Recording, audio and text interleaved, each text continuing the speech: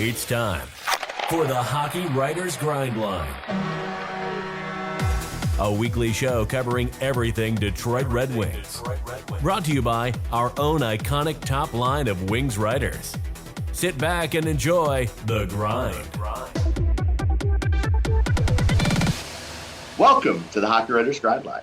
I'm your host, Kyle Knopp, and today I'm joined by Devin and Matthew Zator. And back on a one-game loan is Pat Brown, senior writer, content producer, and team reporter for the Arizona Coyotes. But today, we're talking Red Wings hockey. Before we get into it, the Grind Line is brought to you by the Hockey Writers Hockeypedia. Have you ever been looking for details on a player that just competed in the World Junior Championship? Do you want to know who owns the New York Islanders or who was in the 2015 Stanley Cup playoffs? Or what about the NHL awards and its history?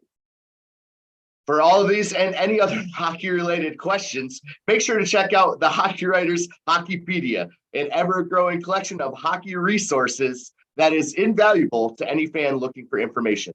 Look for a link in our show description and dive in today. Also, while you're down there, drop us a like and subscribe to our YouTube channel to stay on top of all the best hockey writers content. Ooh, that was a tough first read, but let's get into it this week. You made it. You made it through, Kyle. Full panel back for quite a while, including Pat. So, Pat, we got to kick things off with you. You started it. Let's continue it. One good, one bad from the past week. Oh boy. So I know the past year. For real. So I am horribly unprepared for this show. I'll throw myself under the bus right out of the gate, but excited to be back. So I'm going to take the low-hanging fruit, because remember, gentlemen, low-hanging fruit is still nutritious. Remember that. My one good is seeing you guys again. My goodness, it has been, I know it really hasn't been all that long. I think it was July or June when I left, but about 6 months. It feels like an eternity, let me tell you. And it's really good to be back and to see you guys. And so I'm going to take the cop out there and say that as my one good. One bad. Let's see. I need to be cognizant of the Red Wings world, and as you can see, I haven't been lately. So I'm going to take a cop out and be selfish here, and I'm going to say one bad is a 7-game losing streak the Coyotes are currently on. Although for the Connor Bedard sweepstakes, the people could view that as potentially good, depending on how you're looking at it. But kind of rough stretch for the Coyotes, and they're saying the right things, they're doing the right things, but the whole reason burying the lead here, a big reason I'm back, is the Red Wings are coming to town here on Tuesday, and sans baby watch, which could be any day, I will be there, and looking forward to seeing the Red Wings come into town and make their first appearance at Mullet Arena. So lots to unpack there, but sorry, I didn't really fit the bill, but that's going to be my bad. Well, hey, that's excellent. And by the way, congratulations to you and Meredith. That's exciting. Number 3 on the way. So congratulations. And we're all excited for you. And it's we got to switch from man-to-man to zone, so that's going to be something. And the boys are going to be outnumbered. We know we're having a girl, so Ozzy, Sadie, and Brown to be named later. Well, that's excellent. Congratulations, buddy. Thank you, Matthew. We'll come over to you next. One good, one bad. Well, I mean, it's easy to say the good is Pat being back on the show. It's been a long time and miss you over the Hockey Writers, but great seeing your articles on NHL.com. And every time I look, I'm like, I worked with that guy. So it's awesome seeing you out there working for an NHL team. And we'll talk about it a little in a minute, but it just shows what you can do by just working hard and just being out there, because look at where Pat is. So yeah, so congrats for doing that and being so successful. It's awesome to see. Thank you. So that's my good, even though it's an easy one. But and then I'm going to go with my bad, and I'm going to go with the Canucks perspective on this. We're talking about the Connor Bedard sweepstakes. Canucks are actually in that realm. Maybe not as big on it, but they have the potential to get a top 10 pick or potentially even a top 5 the way they're going. So yeah, that's my bad. There's a lot of bad numbers that the Canucks are going through with statistics wise. And, everyone seems to be on the block to be traded at some point. And that's a bad for me because the team could look a lot different next season. So that's my bad. You know what that means, Matthew? That means when the Canucks and the Coyotes play, it's going to be one heck of a game. Is what? Yeah, right. They're going to be trying to score on their own nets. That's going to be a fun one to watch, though. Devin, over to you. One good, one bad from the past week. That'll be the only game in NHL history where there are 0 shots on goal the whole game. And a 6-5 game. Exactly.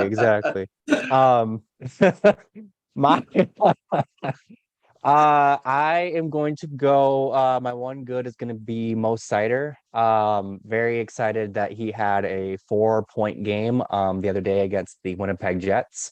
And then he followed that up with a goal against the Toronto Maple Leafs last night, 2 nights ago, depending on, with this episode coming out on Saturday. And since he's been paired up with Jake Wallman, he's looked like the guy that we were talking about last season. And Lord knows that we've had plenty of times this season where we've talked about how he hasn't looked quite right. And so it's great to see that he's got 5 points over the last 2 games. And those were the 2 games they played this week. So excited to see Seider playing well, and hopefully that carries over into the second half of the season. My bad is going to be, honestly, I don't have a whole lot of bads. Pat's here. I'm distracted. But you're gonna say that's the bad. Wait a minute. No. By the way, and I'm out.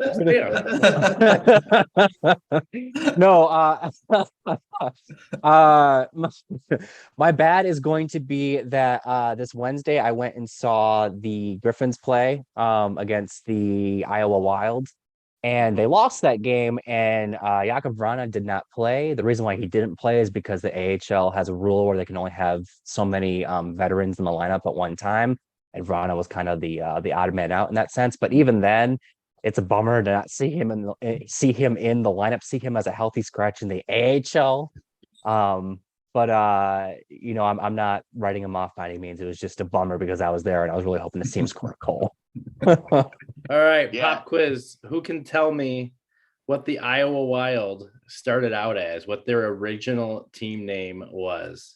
The Chops. Yes. I was, to date myself here, I was at Iowa State University when the Chops first entered the league and went to, I don't even know if it's still Wells Fargo Arena there, but went to Wells Fargo Arena to see a game. So well done, Devin. Well done. They're the first pig mascot before the Ice Hogs.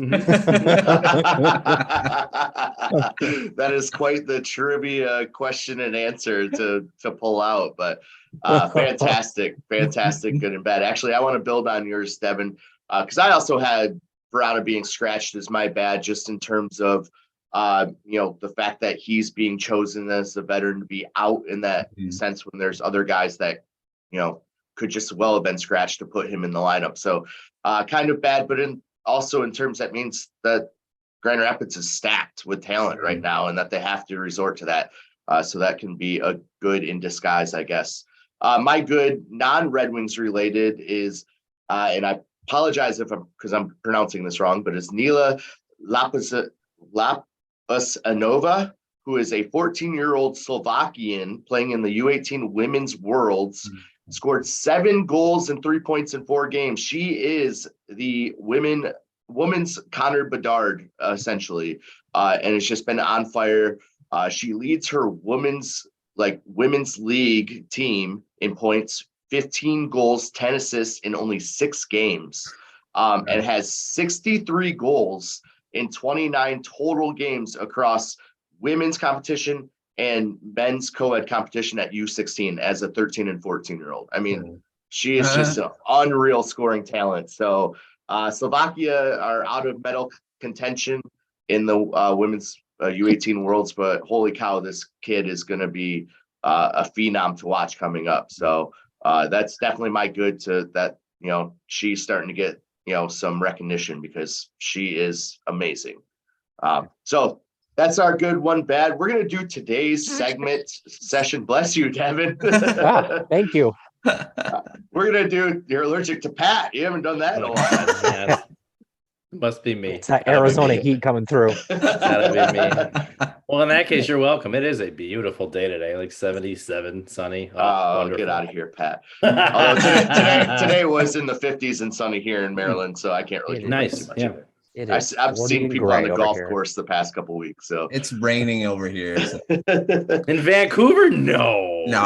Would have never thought that. You got the atmospheric river going on. So. All right, well, we're going to do today's show a little bit different, but not in the sense of getting off the rails early, because that's apparently always going to be the same. But today we want to focus on Pat and what he's been up to over the course of these past 6 months or so. So where has Pat been? And what does his day-to-day look like as a team-employed reporter? Take it away, my friend. Well, I'll tell you, I think my favorite part about every day is it's different.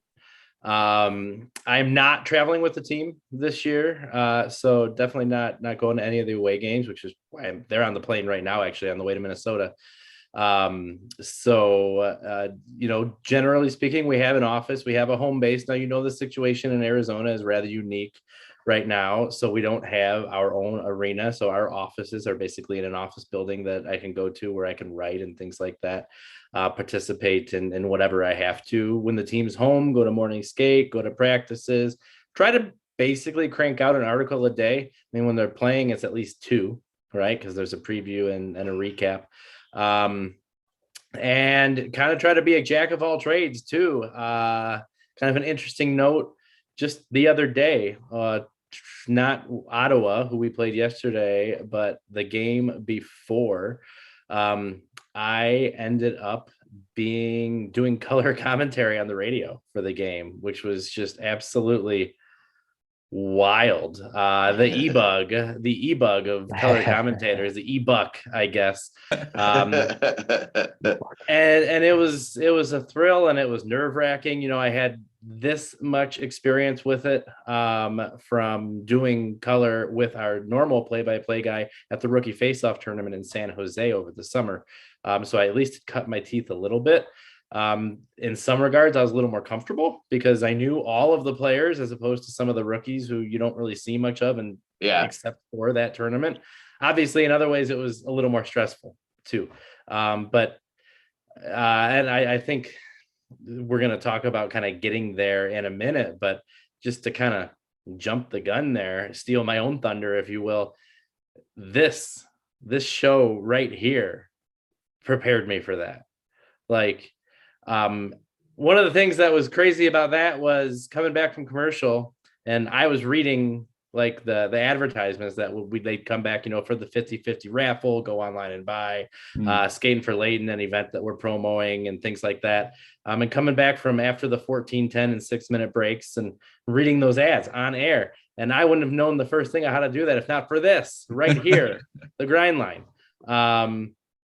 And just in general, talking to the athletes, talking to the coaches, to general manager Bill Armstrong, and getting to a place where I'm comfortable with all that. It's because of all the people throughout the couple of years that we did it, that that we hosted on the show, that started with Igor Larionov's son and Darren McCarty we had on, and Ken Kell, who I'm hoping to see on Tuesday, and Kevin Allen, and the list goes on and on and on. So it's what I love about it is that it's different every day. I'm not sitting behind a desk. I'm going to practice. I'm going to games, obviously. And today I covered an event that we did with the All AZ Alliance. So we teamed up with employees from the Suns, the Cardinals, the Diamondbacks, and obviously the Coyotes and the Phoenix Mercury, and all went out and did community service, and I read books to kids, and it's covering things like that too. So being a part of the community, being active in the Arizona community, and making sure we're giving back, as our president and CEO Javier Gutierrez says, and he says it much better than I'm about to, but leveraging the power of sports to be able to give back to the community and do some good, and doing that means a lot to me as well, because I just sat behind a desk before that. So I don't mean to go on and on. I'm sorry. It's an unbelievable position. I'm incredibly lucky. I pinch myself every day. Even my bad days are better than my best days in what I was previously doing. No offense to anybody who I used to work with, if you're watching. Absolutely no offense. It's just something I'm passionate about, and it's thanks to you guys. It's thanks to viewers like Paradox and my friend Rick and everybody in between who gave us a platform to do this, and my brother, my brother and my family, and it's starting to feel like an Emmy Award speech. I don't mean let's cue the music real quick. Give me the hook. Wrap it up. But very lucky, Chappelle show skit going on.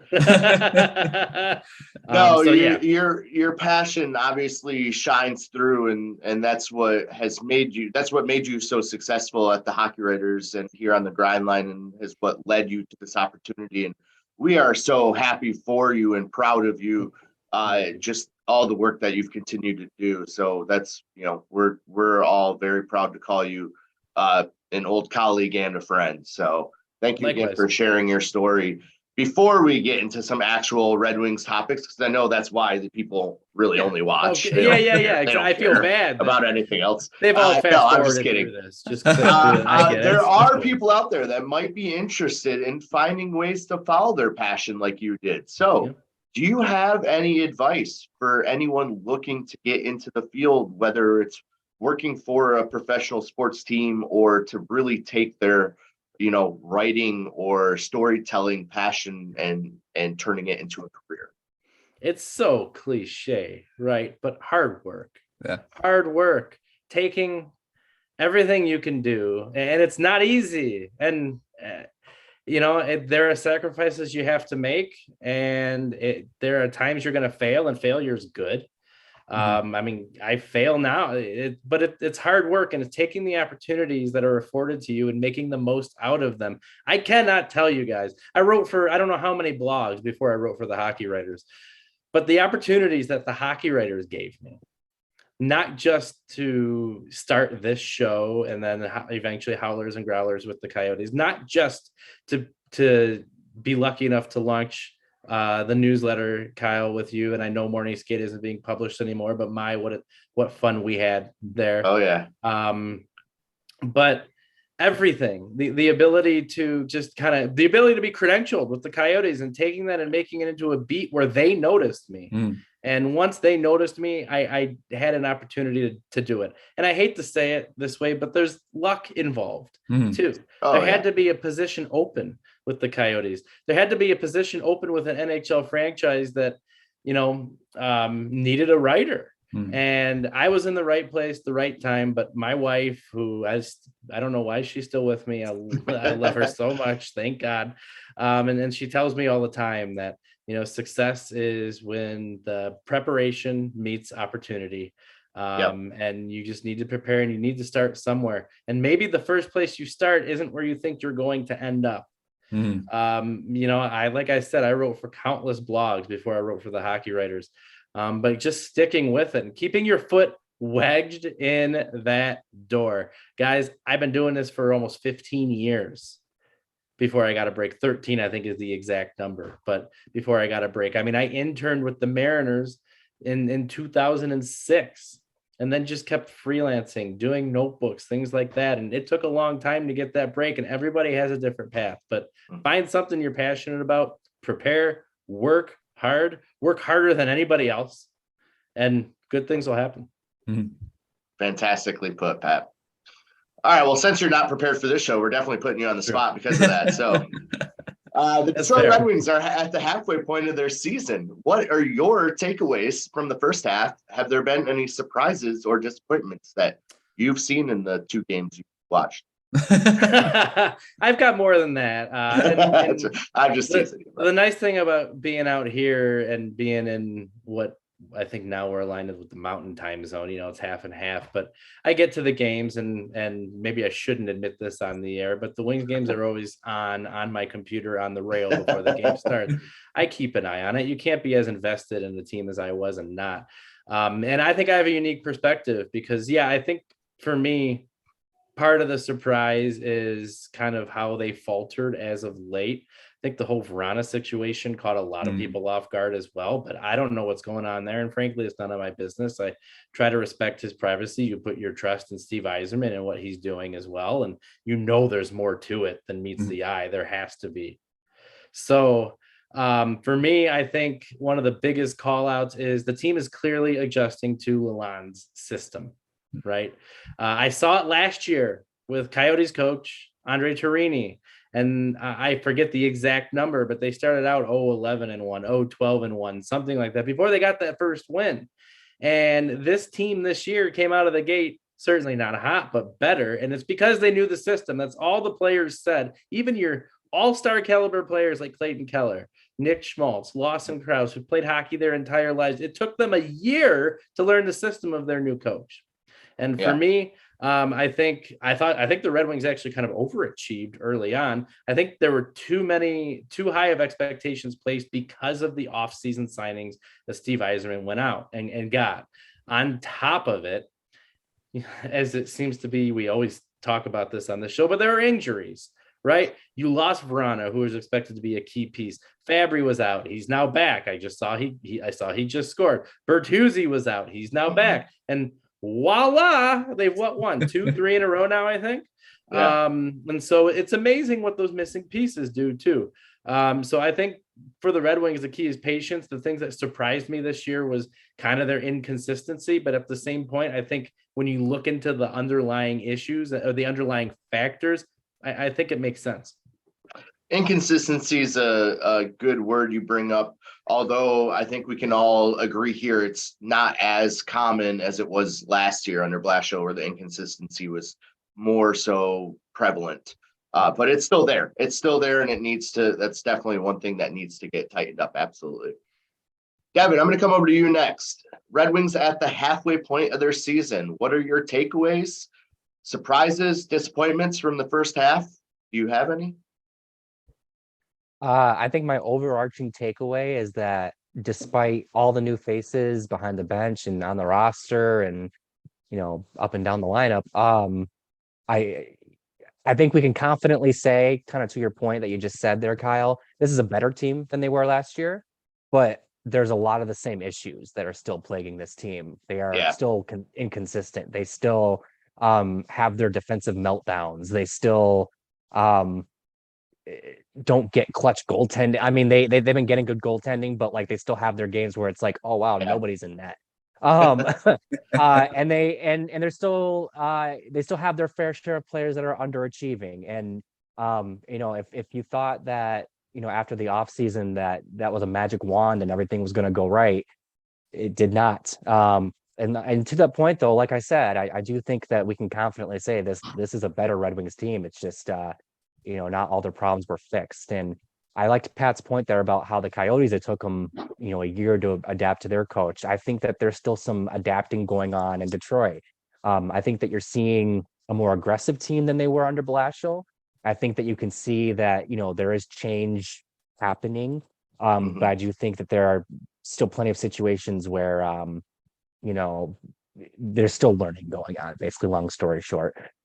Surprises, I think that the biggest surprise for me, honestly, has been how effective some of the new additions have been. You kind of hope and pray that they're gonna be a plus to the team, but like Kubalik looks like he was with the Blackhawks in his first year. He's second or third in scoring right now. You look at Perron and what he's brought to the team. I think he's been a very valuable asset to the team.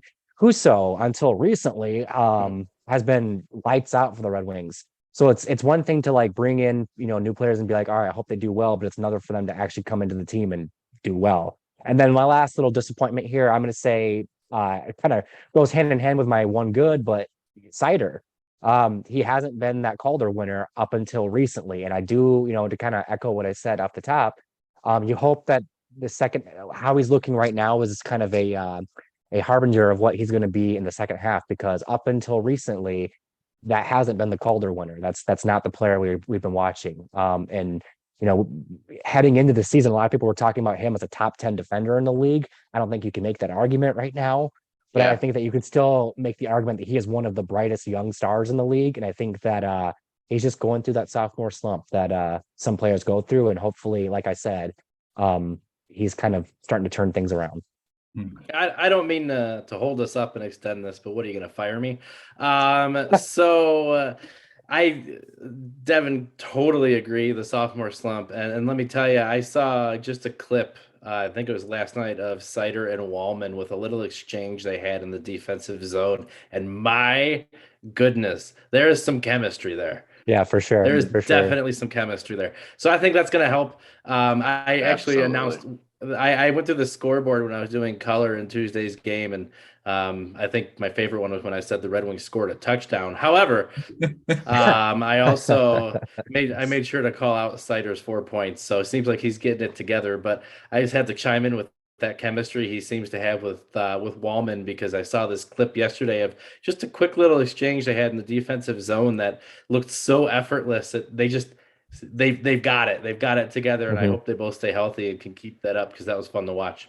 And that's something that's really been missing, not only from the Wings defensive pairings this year, but essentially from Sider's pairing this year. I mean, he hasn't had that cohesiveness with his partner, and that's really kind of been the thorn in his side. And hopefully that's now been removed. So who was he with? Was he with DeKaiser? No. I mean last year. Last year. Oh, he was with DeKaiser. He was with DeKaiser. Yeah. I think we used to joke about him dragging him around the ice. Yeah, well, maybe there was a little more to that veteran presence there on the blue line that Sider had than anybody thought, because DeKaiser really wasn't good. But we made the joke some odd months ago that the idea was that Sider got to just kind of free roam and do whatever, and DeKaiser just had to sit back and be ready, because then this season he's had Sherratt, and Sherratt moves around and all this stuff, and Sider has to account for it, and that wasn't what he was doing with last season. So there is something to be said for that veteran presence, though, and DeKaiser had been there a long time on the Wings, so maybe there was something to that. And now he's finding his groove with Wallman. So anyways, sorry, I'll shut up. You can mute me. It's like around the horn. You can mute me. If only I had that power, Pat.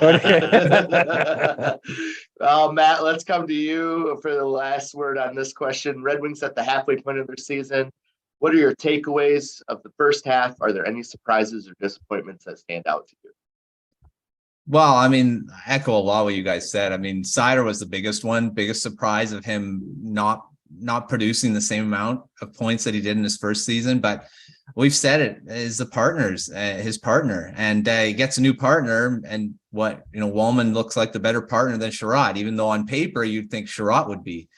But hockey's not played on paper, like we always say. So I think that's a big thing. So maybe it's not a surprise, maybe that all of a sudden he's starting to produce points with a different guy. So that was a surprise to me. And even Lucas Raymond has kind of dropped off a bit from his rookie season. And I don't know if it's a big sophomore slump, because he's still producing. He's still putting up points, just not at the same rate as he was last season, at least at the beginning, because he was kind of dropping off at the end of the last season too. So, I mean, the two rookies that kind of pushed them throughout last season have kind of dropped off a bit. But, I mean, Sider's looking like he's turning a corner. They're not going away. They're still going to be key parts of this team moving forward. So another surprise is how well the Red Wings have done. Even though they're not in a playoff position, they do look like a better team. I mean, you got guys on the team that have clearly produced, and like free agents like Perron and Knopp, they've all fit in really well. Kubalik's been a real surprise for me as well. I mean, he's kind of again dropped off from that pace that he was started the season. Now we were saying he was on pace for 50 goals at one point. Obviously not on pace for that anymore, but he was the big thing. So, I mean, and disappointments is just the fact that they couldn't sustain that playoff push. And, it looks like they're probably out of it. It's not looking good. But I mean, you never know. But it's just too competitive, I think, in this division for them to come back and do anything, because there's just too many good teams. So, but I mean, still bright future for the Red Wings. They got a lot of young guys, and they're going to add another one in this draft. It doesn't matter if it's a top 10, 15 pick, or even Connor Bedard. Who knows? They may even get lucky to get him. Can you imagine? Oh, wow. I mean, I don't want to tell you about hypotheticals, but Lucas Raymond and Connor Bedard. Oh my gosh. Matthew just set the internet on fire. You heard it here first. Yes. No, those are great points though, Matt. I mean, you guys all brought up fantastic, the Red Wings are a lot more competitive right now. Halfway through this season, they look to be more cohesive than the team was last year. All the new pieces seem to be clicking into place. It's just about, can they fire at the right moments throughout the rest of the season? Because, they've struggled to complete games, and they've struggled against teams that they probably shouldn't have throughout the season. All right, well, let's move on to the next topic. And Devin, I'm starting with you. What are your expectations for the Red Wings second half of the season? I think that as the second half progresses, I think you'll see more and more responsibility being handed to the team's younger players, because ultimately those are the players that represent their future, right? And by that I mean, player that wasn't brought up in the last topic, Berggren, choo, right, Pat? Oh yeah. He's not even on the fourth line anymore. He's in the top six. Like he earned his way up there. I think you're going to see him. Whoever would have seen that coming? I wonder. Oh, my shoulder hurts. But no, in all seriousness, he's earned his opportunities, and I expect to see him continue to shine and establish some chemistry in that top six. He's living up to Pat's billing all those years ago. And then also, I think at some point we'll see Simon Edvinsson make his debut. I think that we'll see maybe a few other guys get looks that they aren't getting right now. Maybe Veleno moves up into the top six too. And all of this is possible because I do think that as we approach the trade deadline, I think the Red Wings will take the route of selling. Maybe not selling everything that's not bolted to the ground, but selling enough to create some openings that guys like Berggren, Veleno, and Edvinsson can fill. I think that I think that if you're excited about the playoffs, I think that that'll taper down over time. But I think that, to my point, the young guns will take things over, and you'll be excited about this team heading into next year because of the growth that you're seeing from players that are going to be here long term. And I also think that the Red Wings are in a position to add some really good futures at the trade deadline, depending on who they decide to move. I think that this is going to be a really fun second half for one reason or another. So I don't know. I think the first half was a lot of fun for one reason. I think the second half could be a lot of fun for another. So stay tuned, I guess. Excellent call out there, Devin. Matthew, over to you. What are your expectations for the Red Wings second half? Yeah, a lot of it, I think, because they're probably not going to make the playoffs, is play some of the younger guys. I think Berggren, well, he is playing up the lineup already, but give him more. Some of the guys in the minors that are playing, I mean, if they can, bring them up. I mean, I think getting them as much time in the NHL as possible. I mean, as the time goes on, I mean, once the playoffs are completely out, that's where I think you should be having more youth play. Especially as you start looking like, when we have a really good chance of getting in the bottom five of the league, for the draft, because like we've said many times, this draft is stacked. I mean, you want a top 10, top 15 pick in this draft. I mean, of any draft to pick, this is the one you should be bad in. You should be bad because you're going to get a heck of a player in this one. It doesn't matter if you're in the top 15, 20, but obviously higher the better. You're going to have a much better guy. But I think as you get closer, I think you want to play bad. I mean, not knowingly play bad. I mean, tanking, I think, is not a thing. I mean, you can say to tank, but no player wants to lose. I mean, it doesn't matter. No coach wants to lose. They're not going to go into the dressing room and say, we have to lose this game, because that's wrong. I mean, if you have that attitude, you probably shouldn't be coaching. Or playing the game in general, because no one wants to lose. Everyone wants to win. It doesn't matter if you're the worst team in the league, you're still going to want to win a game. I mean, no one likes to be on the losing end. So, I think the Red Wings just keep going. Like I say, they're a much better team than before. They're on the rise. Just play the games and, let the chips fall where they may and get what you get at the end. To paraphrase Shorzy, you have to hate to lose. Yeah. Nice. All right, Patrick. Well, and I can certainly confirm those the players are always trying to win. They're going out there trying to win. The coaching staff is coaching to win. The Coyotes are not built to win. It's no secret. Bill Armstrong has not made that a secret. He's collecting assets like crazy, and they go out there and they play their butts off every single day. They are incredibly hard workers. So 100% can confirm that. And what I expect to see, Kyle, because I think that's where you were going with that, is basically a mashup of what everybody said. And I expect to see younger players like Berggren step up. Sour grapes for a minute. That's 2.5 years in the making. My second ever Hockey Writers article on Berggren. Somebody accused me of plagiarizing it, and that was my motivation for basically where I'm at today. So a couple of things I can't say because this is a family-friendly show, or can't even do. I'm giving you the peace sign, buddy, but only half of it in my head. But I'll never forget that, and that was the day I got on the Berggren hype train. In fact, so that was the day you started driving it. Yeah, exactly. and he's been great, and the Red Wings have such good young talent. I expect to see more, even as, and this kind of ties back to what I said before, they get more comfortable in the system that they're in. It's a brand new system. Blashill was there for a very long time and had his own system, and they still need to adjust. So I expect them to look a little more comfortable. I don't believe that they're going to do a whole lot of selling. I'm sure there are pieces here and there. Devin, I think you said maybe not everything that's not bolted to the ground. I really like that phrase. But I think there's, depending on where they're sitting here in the coming weeks, there may be a few pieces. I know of a defenseman in the Arizona market that's on the market, in fact. So maybe Armstrong and Stevie Y can jump on the phone there and make a deal. I'll tell you, Chychrun keeps playing the way he's playing, and he's playing unbelievable hockey right now. I don't know if there's a better blue line pair in the league than Gostisbehere and Chychrun.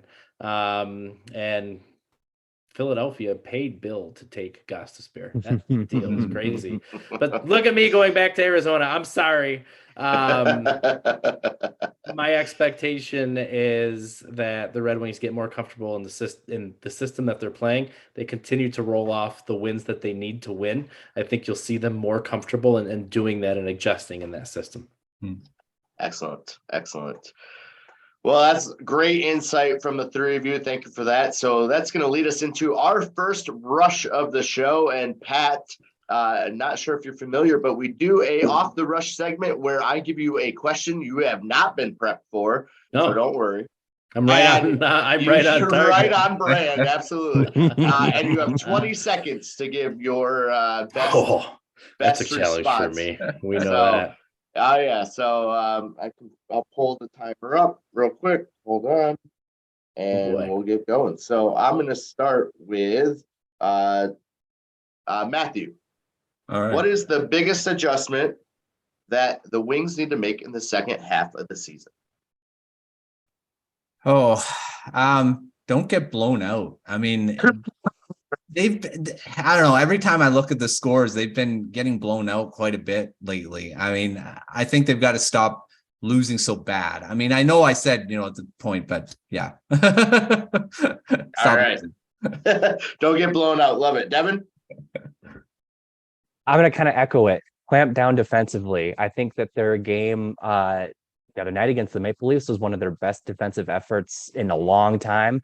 But before that, they'd given up 19 goals in 5 games. So they gotta hunker down defensively. That's what cost Blashill his job. Excellent. All right, Pat, now that you see how it works, give us your thoughts.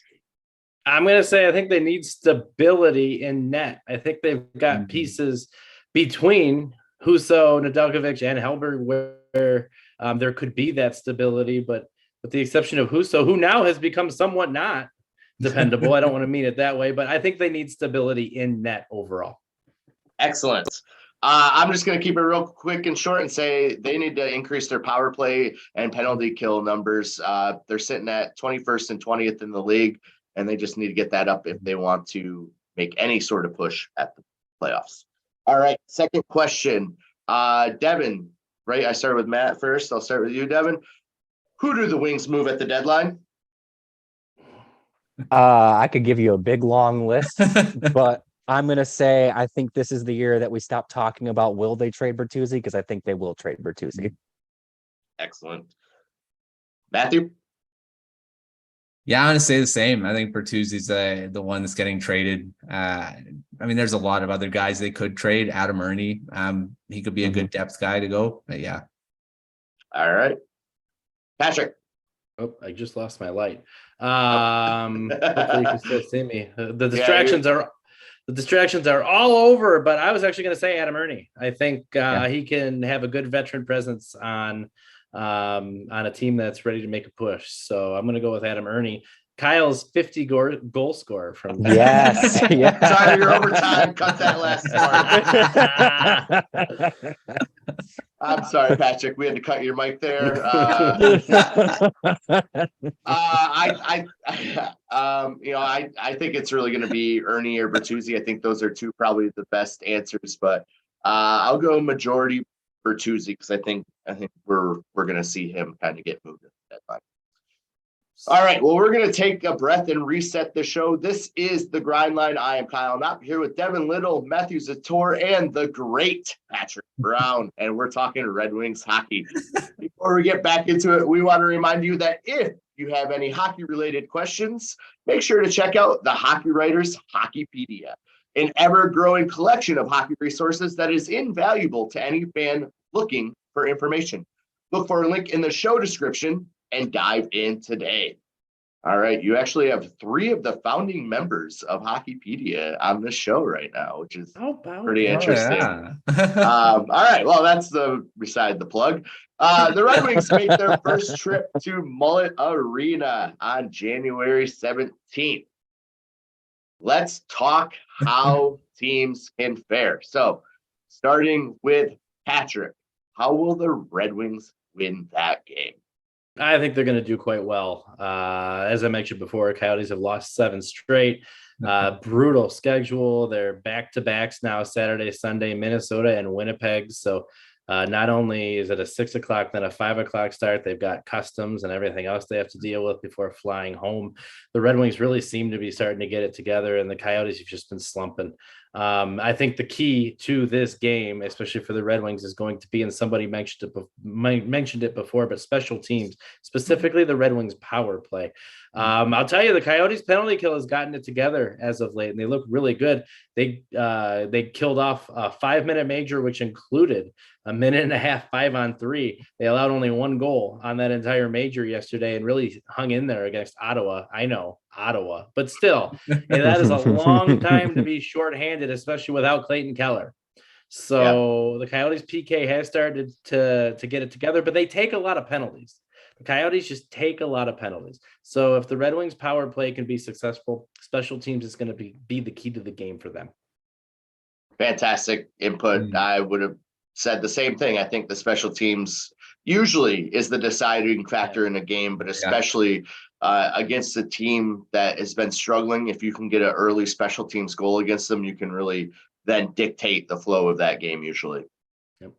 Matthew, coming over to you, how will the Red Wings win their game against the Coyotes on Tuesday, January 17th? Yeah, I was going to say the same. Special teams is, and I know that way too much in Vancouver here. Canucks usually lose the special teams battle because they can't kill a penalty.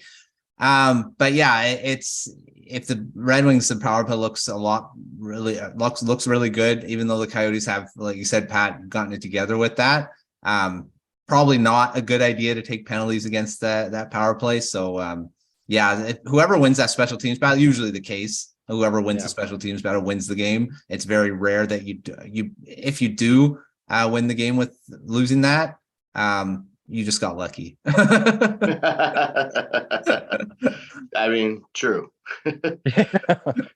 Devin, over to you. How do the Red Wings win their game against the Coyotes? By remembering what happened on March 9th of 2022.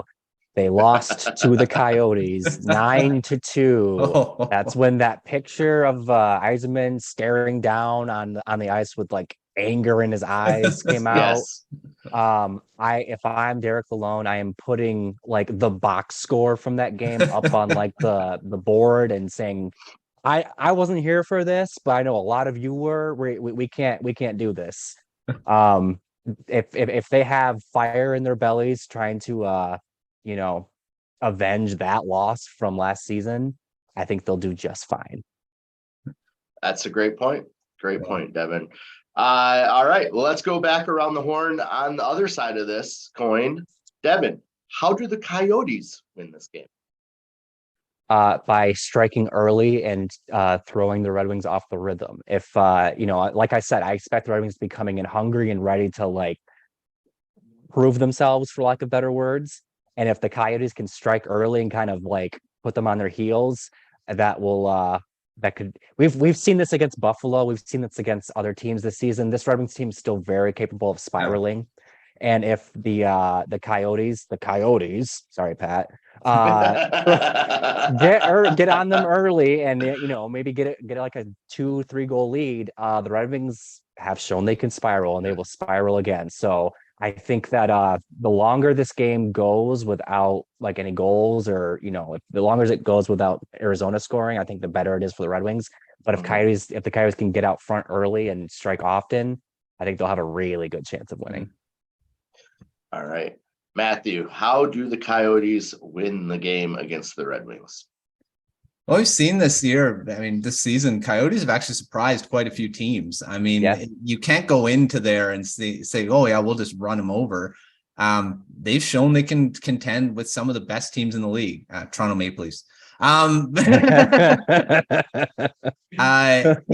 It's so they can beat the really good teams. And I mean, the Red Wings aren't one of the highest end teams, but and Karel Vejmelka has also shown he's shown multiple times that he can shut you down. I mean, a really good goaltending performance. So that can happen too. So they got great goaltending and can get, like Devin said, get on them early. Coyotes can definitely win the game. Yeah, so I'll jump in here at this spot and say I agree. The Coyotes can surprise.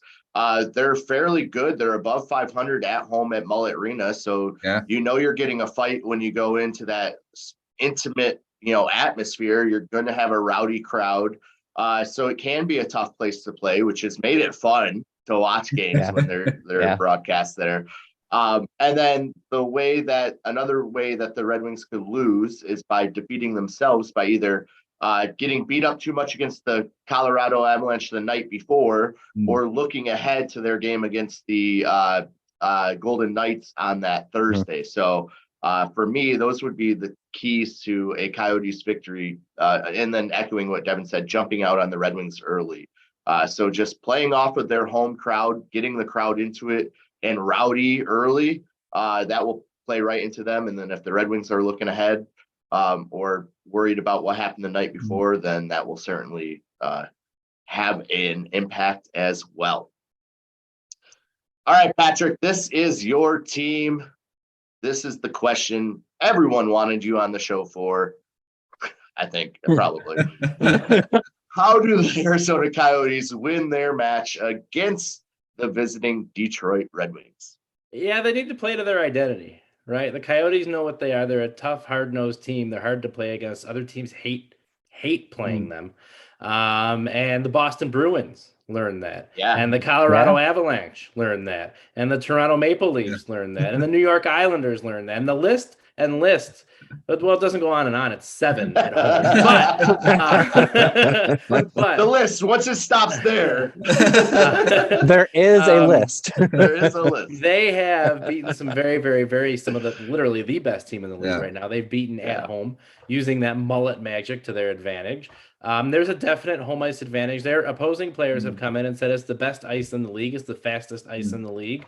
So they need to play to their identity, and they've got a shot to win that game for sure. They've got a shot to win any game they play this year. The only one that they really got out of hand was against the Dallas Stars. I think it finished 7-2 early in the season.